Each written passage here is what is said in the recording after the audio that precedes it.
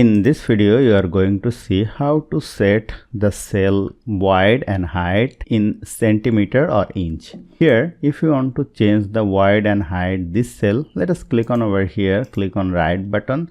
If I go to row height, you will see here is no measurement in inch or centimeter. So we have to apply our trick. So let us go to view and click on page layout. Now here, suppose I want to change the width and height of this cell. Click on right button over the column number D, go to column width. Suppose I want on inch. So right here on in inch. Click on OK. Then the cell size, then the cell width will be on inch. Now I want the 1 inch height. So click on over here, click on right button, go to row height and let us write here on in.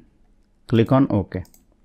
Now if I go to the normal view, you will see this is the 1 inch height and 1 inch wide. If you want to make it in centimeter, go to over here page layout, click on over here, go to column wide and let us write here 4 cm. Click on OK and go to over here, go to row height and click on 4 cm centimeter. Click on OK. Then go to normal view and this cell is in 4 centimeter by 4 centimeter. So hope you found this video helpful. If you like this video, please share this video with your friends and family and don't forget to subscribe. Thank you.